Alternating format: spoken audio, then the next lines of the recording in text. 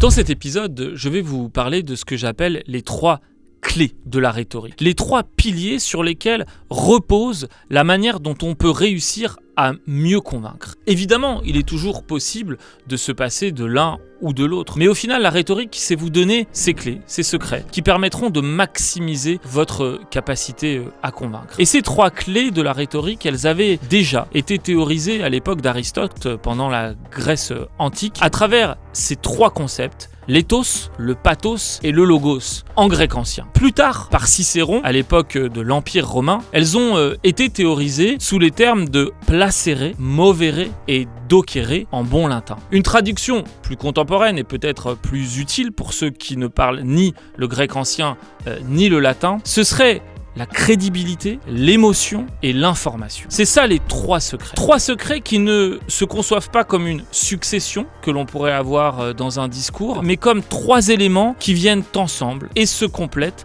pour justement venir comme une formule secrète, une formule magique, créer le contexte pour justement réussir à convaincre. Et je vais revenir sur ces 3 notions, l'une après l'autre, pour vous expliquer comment elles se composent, comment elles s'expriment et comment réussir à les invoquer, à les convoquer, à les utiliser pour justement réussir à mieux convaincre et vous améliorer dans la manière dont vous réussirez à présenter vos argumentations.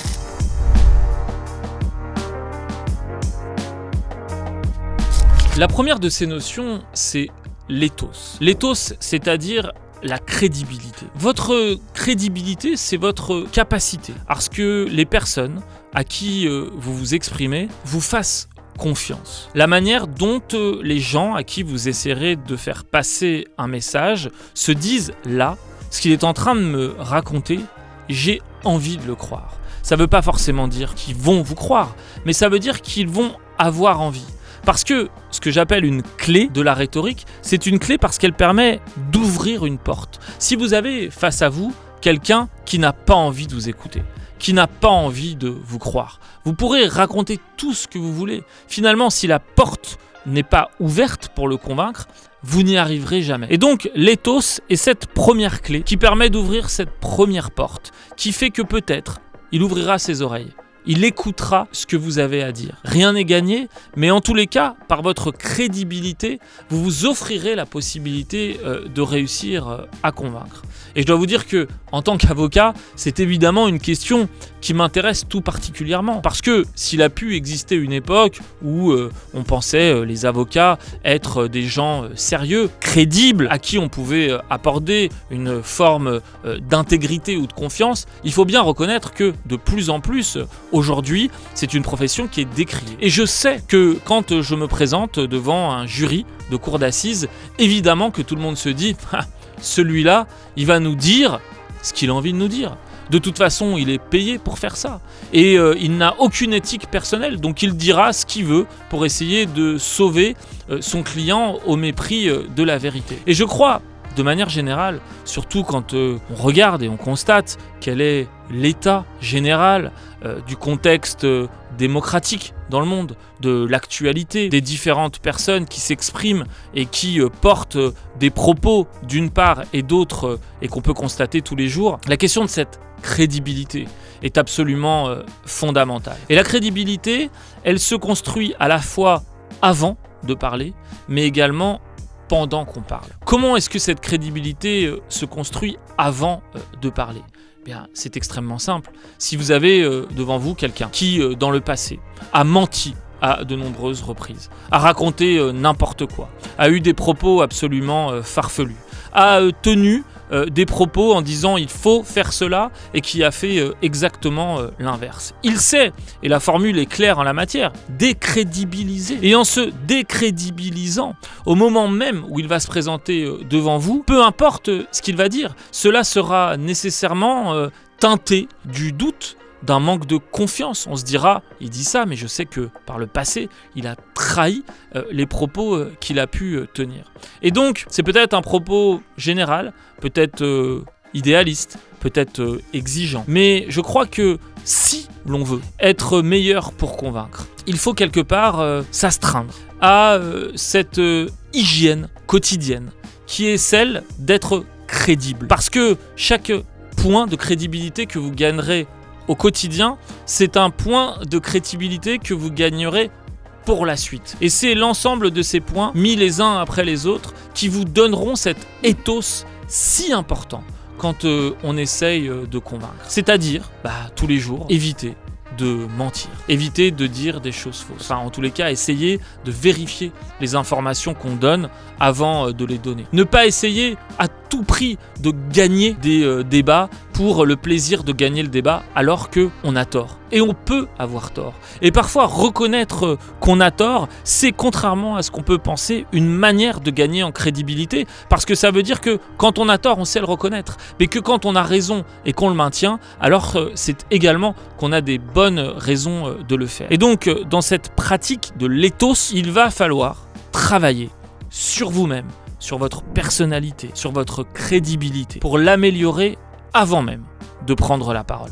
Maintenant que vous avez compris comment améliorer votre crédibilité avant de prendre la parole, évidemment, cette crédibilité se gagne tout au long du moment où on prend la parole et tout au long du discours que l'on forge. Si je vous disais il y a une formule magique avec un certain nombre de principes à respecter et qui vous permettrait à coup sûr d'être crédible et de convaincre, je vous mentirais. Et j'en serais nécessairement beaucoup moins crédible. Ce que je peux vous dire en tous les cas, c'est que de mon expérience, et peut-être tout simplement de l'expérience que chacun peut faire au quotidien, il y a un certain nombre de qualités chez une personne qui vous parle et qui ont tendance à faire qu'on a envie de lui faire confiance, qu'on a envie de croire qu'il va nous dire la vérité, qu'on a envie en tous les cas de lui ouvrir la porte de notre écoute pour essayer de savoir ce qu'il a à nous dire. C'est quelques qualités, je les ai résumées en 5 points qui certainement ne résument pas tout, mais en tous les cas qui permettent de donner des pistes sur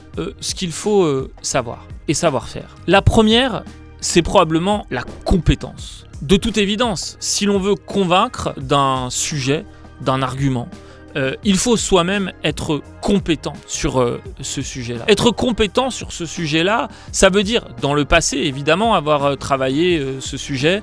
J'imagine que si vous êtes diplômé en histoire, vous aurez plus de capacité à être compétent sur le sujet de l'histoire. Et donc, vous en serez plus crédible. Mais au-delà simplement de ce que vous avez fait dans le passé, c'est aussi la manière dont vous le présentez dans votre discours. C'est-à-dire qu'il ne faut pas affirmer des choses sans apporter des éléments de contexte, des éléments de preuve, des références qui permettent d'asseoir votre propos. Il faut aussi, et ça fait partie de la compétence, une certaine rigueur dans l'approche qu'on a des choses. Et comme je le disais avant, parfois savoir admettre qu'on s'est trompé, qu'on a commis une erreur et savoir la rectifier. C'est dans cette approche rigoureuse, informée, que vous donnerez l'impression à votre auditoire qu'effectivement vous êtes compétent et qu'on peut croire ce que vous racontez parce que l'ensemble de ce que vous avez fait et de ce que vous avez dit est cohérent avec le propos que vous tenez. C'est le premier élément qui permet d'asseoir une certaine crédibilité, la compétence.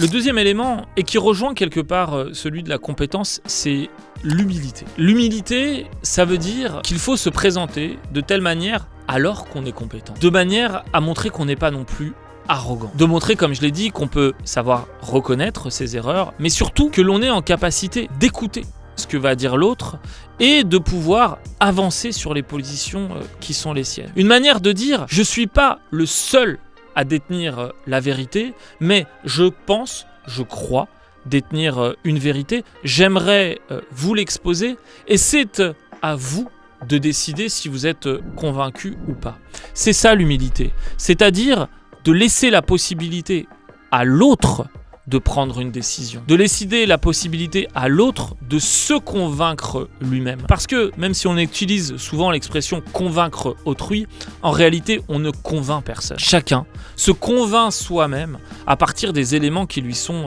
présentés. Et se présenter sous le jour de l'humilité, c'est laisser cette liberté à l'autre, de dire oui. Parce que si vous arrivez avec l'arrogance, la certitude de celui qui croit avoir toujours raison, et que vous essayez d'enfoncer une vérité à celui qui, malgré lui, n'a aucun choix d'autre que de la recevoir telle que vous la présenter, vous le privez de cette liberté. Et vous le privez de cette capacité de se convaincre soi-même. Alors peut-être sur le coup, vous aurez réussi par un coup d'éclat ou par un coup de force à réussir à imposer une vérité qui temporairement aura convaincu, mais si on ne se convainc pas soi-même, cela n'est pas durable. Et c'est grâce à cette humilité-là, grâce à cette liberté que vous laissez à l'autre, que vous maximiserez vos capacités de réussir à convaincre, ou plutôt de réussir à ce que la personne se convainque soi-même des arguments que vous allez présenter. Autre qualité qui, dans mon expérience, a tendance à augmenter la crédibilité de celui qui s'adresse à un auditoire, c'est la sincérité. La sincérité, c'est cette manière de dire ce que l'on pense, de dire ce que l'on ressent et d'être honnête avec soi-même et avec les autres. La sincérité, c'est quelque chose qui n'est pas un acquis, c'est pas quelque chose qu'on est, c'est plutôt quelque chose qu'on travaille. C'est-à-dire réussir à aller chercher en soi sa vérité, à aller chercher sa sincérité et réussir à l'exprimer dans des contextes qui, évidemment, la prise de parole en public, sont des contextes qui sont artificiels. Et rien n'est plus difficile que de retrouver une forme de naturel dans un contexte qui est totalement artificiel. Néanmoins, et je le crois, quand on va sincèrement chercher sa sincérité, quand on a une démarche qui est honnête par rapport à ce genre de choses et qu'on essaye, avec toute la difficulté que ça peut représenter, de restituer cette sincérité-là, je crois qu'il y a quelque chose qui se passe entre celui qui s'exprime et celui qui le reçoit, une sorte de lien plus fort, peut-être de l'ordre de l'émotion, qui va avoir tendance à augmenter votre crédibilité. Et donc cette sincérité, elle est très importante et elle va également irriguer évidemment votre ethos dans le sens où si vous êtes toujours sincère, vous aurez forcément beaucoup moins tendance à mentir ou à dire des choses fausses. Et donc, vous ne ferez que renforcer cette idée qu'on peut avoir de vous, que vous dites des choses qui sont exactes, qui sont justes, ou qu'en tous les cas, si vous êtes arrivé de vous tromper, c'était involontairement. Et que cette fois, contrairement peut-être à ce qui a pu se passer dans le passé, on pourra vous croire. Enfin, dernière notion qui permet d'augmenter, je crois, sa crédibilité, c'est la bienveillance. Alors la bienveillance, c'est une notion qui est un peu galvaudée ces derniers temps, mais qui a quand même, quand on s'y intéresse véritablement, un sens profond et intéressant. La bienveillance, c'est une approche de l'autre, qui accorde à l'autre, quoi qu'il fasse, quoi qu'il dise, le crédit qu'il est de bonne foi, le crédit qu'il essaye de bien faire, le crédit qu'il ne ment pas, le crédit au fond qu'il n'est pas un ennemi. Quand on est dans un débat, quand on essaye de convaincre l'autre, ou même quand on est opposé à une personne dans le but d'en convaincre une troisième, cette impression que vous pouvez donner de bienveillance vous sera toujours favorable. Elle vous sera déjà favorable parce que quelqu'un de bienveillant est plus sympathique que quelqu'un qui ne l'est pas. Et la sympathique, qui trouve dans ses racines grecques sun, pathos, c'est-à-dire l'émotion avec, c'est-à-dire être capable de partager une émotion avec quelqu'un, être capable de s'identifier à une autre personne. Cette sympathie, elle est essentielle quand on veut avoir une forme de crédibilité. Mais surtout, cette bienveillance, elle va permettre d'enrichir le débat. Parce que au lieu de refuser l'autre dans ce qu'il est ou dans ce qu'il dit, vous allez accepter l'autre. En acceptant l'autre, vous allez pouvoir, en quelque sorte, utiliser ces arguments, voir en quoi ils sont justes, voir en quoi ils sont faux, les analyser de telle sorte et ensuite restituer l'analyse qui est la vôtre.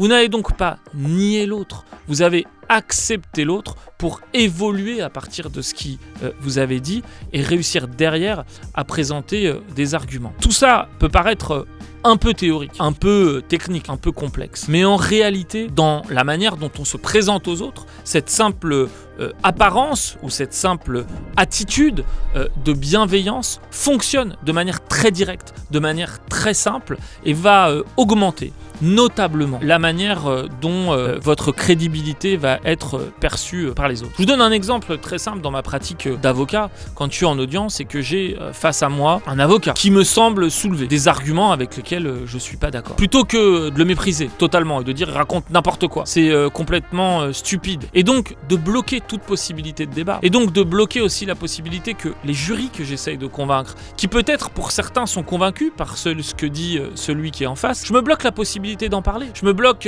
la possibilité d'aller vers eux pour réussir à les faire avancer avancer sur le chemin qui est le mien. Et à travers la bienveillance, c'est-à-dire simplement de dire « Ah, ce que dit celui d'en face est très intéressant. Tiens, il est en train de vous dire quelque chose et j'en tiens compte, mais je suis pas forcément d'accord sur tel point. » Ou alors je crois qu'il a raison de dire les choses de cette manière-là, mais peut-être qu'on pourrait aller encore plus loin, et dans le sens qui est le mien. C'est-à-dire en acceptant l'autre dans ce en quoi il n'est pas d'accord avec moi, mais surtout pour en tirer ce en quoi moi, je vais réussir à faire avancer mon argumentation. J'essaye toujours de présenter cette bienveillance pour m'attirer une forme de sympathie et pour venir, comme je l'ai dit, avec les autres qualités que j'ai évoquées avant, c'est-à-dire la compétence, c'est-à-dire la sincérité, c'est-à-dire l'humilité, augmenter, améliorer ma capacité à être crédible et donc au final à convaincre. Le dernier élément, parfois un peu oublié ou peu apprécié à sa juste valeur, qui permet d'augmenter votre crédibilité, c'est l'humour. L'humour et le rire, de manière générale, vous savez, c'est ce qui est propre à l'homme. C'est ce qui nous rend humains. Parce que on rit et que ce rire, qui est parfois si communicatif, fait qu'on fait communauté avec ceux avec qui on rit. Et c'est vrai que à travers l'humour, c'est parfois un moyen extrêmement efficace, extrêmement rapide de s'attirer à la fois la sympathie.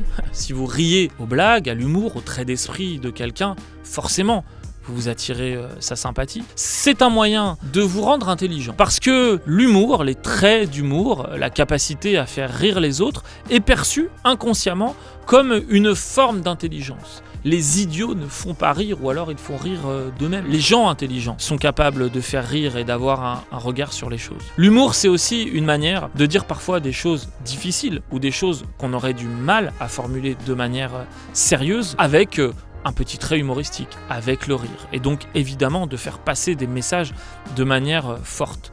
Mais surtout, l'humour utilisé dans un discours. L'humour utilisé lors d'une négociation qui peut être un peu tendue. C'est une manière simplement de dire « Hé, je ne suis pas un ennemi, je ne suis pas un robot, je ne suis pas dans l'altérité absolue par rapport à vous, parce que je suis humain, parce que je sais rire, parce qu'on rit ensemble. » Et donc, vous allez renforcer, à travers cet humour-là, votre crédibilité, puisque vous en aurez l'air plus humain, plus intelligent, plus en phase avec ceux avec qui vous discutez, plus sympathique. Et donc, en un seul trait, vous venez concentrer l'ensemble des autres notions qui permettent d'améliorer votre crédibilité. Et donc, il ne faut évidemment jamais négliger l'humour. Ça ne veut pas dire qu'il faut faire un spectacle de stand-up à chaque fois que vous allez faire une plaidoirie ou que vous rentrez dans une négociation. Mais il faut savoir utiliser, distiller à bon escient l'humour, parfois pour désamorcer, parfois pour attirer l'attention de ceux qui vous écoutent. Un bon exemple que tout le monde connaît, ce sont ces fameux icebreakers qui sont utilisés souvent par les politiques aux États-Unis pour introduire leur discours. C'est-à-dire qu'on arrive et avant de commencer le discours, ou de manière d'introduire un discours qui parfois peut être sérieux, peut être difficile, on utilise cet icebreaker, c'est-à-dire une petite blague, une petite anecdote qui détend l'atmosphère, qui ouvre les esprits de chacun, qui vous rend sympathique et donc crédible pour ensuite avancer dans le discours qui est le vôtre. Et donc encore une fois, je ne peux que vous recommander d'utiliser cet outil-là qui est l'humour pour augmenter, pour maximiser votre crédibilité et réussir à convaincre. La deuxième clé de la rhétorique, après l'éthos, c'est-à-dire la crédibilité, c'est le pathos, c'est-à-dire l'émotion. L'émotion, c'est ce chemin direct vers le cœur de ceux que vous écoutez. Comme je le dis souvent, la crédibilité ouvre l'oreille, l'émotion ouvre le cœur. Et quand on veut convaincre, évidemment, il faut donner envie d'être écouté, c'est la crédibilité, c'est-à-dire l'éthos qui va vous y servir. Mais ensuite, si l'on veut que la personne ait envie d'être convaincue et ressenti l'impériosité de devoir être convaincue parce que vous allez dire, eh bien, nécessairement, ça va passer par les émotions. Parce que le chemin des émotions est celui qui nous conduit directement à la conviction, à la certitude. L'émotion, vous savez, est souvent cette rivière souterraine qui nourrit la conviction au final que l'on va avoir. Et donc, maîtriser la clé que sont les émotions, maîtriser la clé qui est le pathos dans la manière dont vous allez aborder votre discours est fondamental pour réussir à vous mettre en phase avec ceux avec qui vous discutez pour réussir à créer un terrain commun dans lequel vous vous reconnaissez l'un et l'autre, et ensuite réussir à faire passer vos idées, c'est-à-dire le logos, c'est-à-dire l'information. Mais attention, quand je vous dis émotion, il ne faut pas tout confondre. Il n'est pas question simplement de tristesse. Il n'est pas question simplement de faire pleurer dans les chaumières à tout crin. Il y a une immense diversité d'émotions, et toutes ces émotions, à leur manière, si elles sont utilisées correctement, permettent justement de faire passer un message, permettent d'être le catalyseur de l'information que vous allez essayer de distribuer. Et donc il faut savoir les utiliser à la fois correctement, à la fois avec une forme de sincérité, mais également avec parcimonie, c'est-à-dire qu'il ne faut pas être totalement et tout le temps dans l'émotion, il faut savoir alterner, utiliser pour se rendre au final crédible. Évidemment que quelqu'un qui passerait son temps à pleurer ou à pleurnicher quand il essaye de présenter une argumentation, ou qui au contraire serait tout le temps dans une sorte de joie béate sans aucune forme de subtilité, ne réussirait à terme plus à convaincre, parce qu'il y aurait une monotonie dans les émotions qui sont utilisées, et donc il faut savoir les identifier, il faut savoir les varier, et il faut savoir les utiliser. Je vais essayer avec vous de voir comment justement on peut maîtriser ces émotions, on peut comprendre ces émotions, et on peut au final réussir à les restituer de la manière la plus crédible et la plus convaincante possible. D'abord, peut-être dresser rapidement une liste qui n'est pas du tout exhaustive des émotions qui peuvent être utilisées quand on veut réussir à alimenter, à enrichir, à donner une incarnation, une humanité à son discours. J'ai parlé tout à l'heure de faire pleurer dans les chaumières, et évidemment que la tristesse est une émotion qu'il ne faut pas négliger. Il ne faut pas en abuser, mais on peut être touché, attristé par une situation. Moi, en tant qu'avocat, quand je plaide dans des affaires de meurtre devant des cours d'assises, et même quand je défends ceux qui sont accusés du meurtre, évidemment qu'il y a cette émotion de tristesse, de savoir qu'une personne est décédée, de voir face à soi une mère éplorée, une sœur qui ne retrouvera plus jamais son frère. Et ça serait être insincère que de ne pas accepter l'émotion légitime, réelle, qui sont celles de ces gens-là, et qui est celle d'une salle d'audience. Et je veux bien croire que si je restais une sorte de cœur de pierre face à cela, quand bien même je défends celui qui est accusé de ce crime, quand bien même j'ai la conviction qu'il serait innocent de ce crime, si je restais totalement indifférent à ça, eh bien je perdrais cette forme d'humanité dont on parlait tout à l'heure et qui forge la crédibilité. Mais surtout, je me priverais d'un moyen extrêmement important parfois de réussir à convaincre. Je m'explique. Imaginons que je défends quelqu'un dont j'ai la conviction profonde qu'il est innocent. Mais néanmoins, la mère éplorée que j'ai face à moi est réellement triste. Et elle est triste pour quelque chose qui est réel, c'est-à-dire la perte de son fils. Si je reste indifférent, je me ferme à la possibilité, par exemple, d'exprimer que moi aussi, je ressens cette émotion. Moi aussi, j'ai une forme de tristesse, peut-être même de colère, peut-être même d'indignation face à ce décès. Et que cela doit me conduire, comme tout le monde, à essayer de chercher qui est le coupable. Et que comme j'ai la conviction que le coupable n'est pas celui que je défends, probablement un autre, alors cette émotion-là, elle doit me conduire à aller chercher qui est le vrai coupable. Et en épousant ce flot d'émotions qui est celui de ceux que j'ai face à moi, qui est celui de l'audience à laquelle je participe, eh bien en quelque sorte, je redirige cette rivière d'émotions vers l'objectif qui est le mien, c'est-à-dire faire innocenter celui que je crois innocent, et puis peut-être effectivement trouver celui qui est le vrai coupable. Donc toutes ces émotions, d'où qu'elles proviennent, il ne faut pas les ignorer. La tristesse donc, dont je vous ai parlé, l'indignation, qui est une émotion extrêmement forte, surtout pour celle des avocats, face à l'injustice par exemple, la colère, mais aussi la joie, l'espoir, qui sont des émotions positives et qui sont des émotions qui sont extrêmement fortes pour rediriger un raisonnement ou pour ramener les gens vers un objectif qu'on a envie de valoriser. La peur, parfois utilisée très souvent, et on le sait de plus en plus dans l'actualité, dans la rhétorique notamment politique, faire peur aux gens, c'est une manière de les amener à avoir un comportement parfois paniqué, parfois effectivement très inquiet face au monde. Utiliser la peur, ça peut être utile.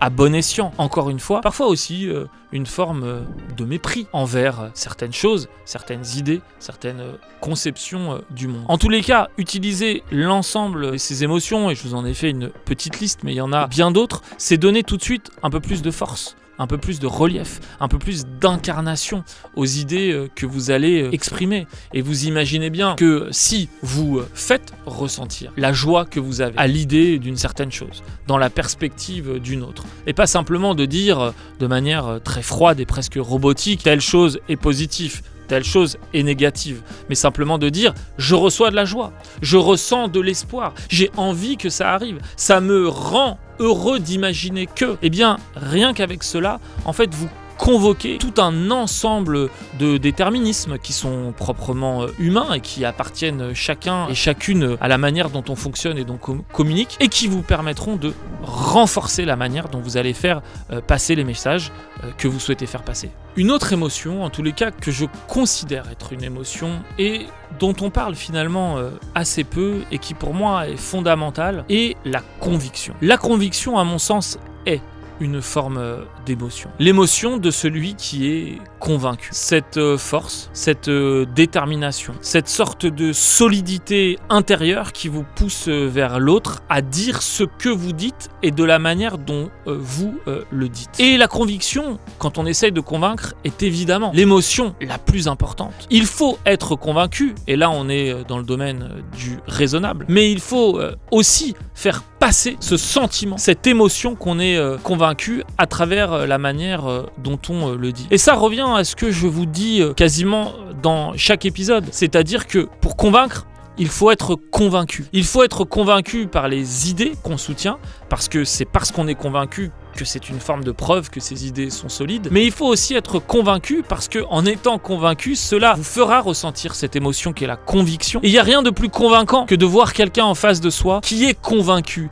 qui émane de cette conviction si importante. Et donc dans ce processus qu'est le travail rhétorique, dans cette méthodologie que doit être la rhétorique, il y a aussi cette recherche que vous devez aller avoir, d'aller chercher cette émotion qu'est la conviction, d'aller la chercher, d'aller la ressentir et d'aller la cultiver. Parce que quand on parle d'émotion, quand on parle de pathos, évidemment qu'il faut les utiliser. Mais pour pouvoir utiliser une émotion, c'est aussi, avant tout, l'avoir à disposition. Et pour l'avoir à disposition, il faut savoir aller la chercher, il faut savoir aller la cultiver. L'exercice qui est celui d'une plaidoirie quand on est un avocat d'assises, un discours politique devant une assemblée, une argumentation dans le cadre d'un discours professionnel ou simplement une discussion avec des amis, c'est un exercice qui est éminemment artificiel parce que vous allez préparer les choses à l'avance, parce que vous allez probablement y passer du temps, parfois des heures, parfois des journées, parce que vous allez l'écrire, parce que vous allez le tester, parce que parfois vous serez même entraîné à le prononcer plusieurs fois. Et donc il peut y avoir ce risque que l'émotion que vous avez pu avoir à un moment donné est totalement disparue au moment où vous allez devoir la restituer. Et donc quand je vous dis cultiver ces émotions, c'est justement dans le travail que vous allez faire, le travail de rédaction de vos idées, le travail d'organisation de vos idées, d'aller à chaque instant chercher ces émotions-là et vous dire quelle est l'émotion qui m'a habité au moment où j'ai eu cette idée. Quelle est l'émotion force qui soutient ce raisonnement que j'ai envie d'exposer. Qu'est-ce que je ressens intimement ? Et c'est parfois, j'ai l'impression, quasiment le travail d'un acteur. Vous savez, les acteurs, on a l'impression parfois qu'ils font un travail de restitution très artificiel. Fait semblant de faire ça, fait semblant d'être heureux, fait semblant d'être triste. Moi, je crois que, au contraire, le travail des acteurs, c'est pas de faire semblant, c'est de rechercher le naturel. Ne fais pas semblant d'être triste. Essaye de trouver un moyen de véritablement être triste. Ne fais pas semblant d'être joyeux. Essaye de trouver un moyen de te remettre dans l'émotion de quelqu'un qui est joyeux. Et je crois que dans ce travail qui est celui de la rhétorique, il y a aussi un peu de ce travail d'acteur qui n'a rien d'artificiel, qui n'a rien de faux, qui est au contraire un travail de sincérité, d'aller rechercher en soi, dans son intimité, les émotions qui sont les siennes, de réussir à les identifier, de réussir à les cultiver, à les garder quelque part, à les préserver en soi pour que le moment venu,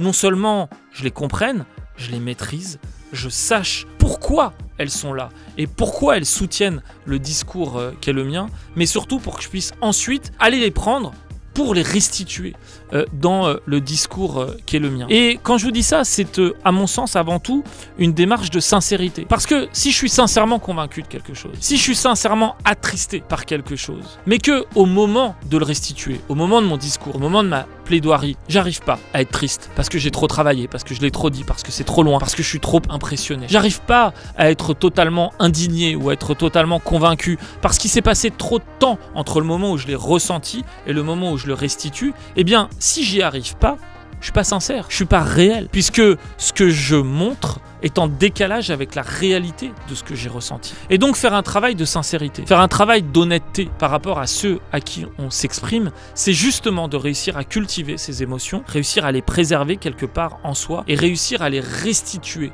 le plus justement possible à ceux à qui on les restitue. Et pour moi, ça n'a rien d'artificiel, même s'il n'y a, je crois, rien de plus dur que de réussir à être naturel dans une situation qui est artificielle. Mais si vous arrivez à faire ce travail-là, qui est un travail intime, qui est un travail très personnel, qui est un travail très individuel que chacun doit faire avec soi, eh bien, je crois que vous augmenterez indiscutablement votre capacité à convaincre parce que vous saurez utiliser cette deuxième clé qui mène directement au cœur de votre auditoire, qui est l'émotion. La crédibilité, l'émotion et enfin, troisième notion importante, le logos, c'est-à-dire l'information. L'information, c'est-à-dire le contenu de ce que vous allez développer dans votre discours, les idées, les arguments qui vont vous aider à convaincre. Et réussir à trouver ces arguments, à les forger, réussir à les organiser, réussir à en faire un contenu solide, incontestable, réussir à éprouver la manière dont certaines idées peuvent paraître bonnes initialement et s'avérer fausses par la suite, c'est tout un processus de la rhétorique qui est fondamental, qui est au cœur de ce que doit être la rhétorique, qui est aussi important, mais pas plus important, ni moins important que la crédibilité et l'émotion. L'information, le logos, c'est ce qui fera l'objet des prochains épisodes de ce podcast que je vous invite à regarder.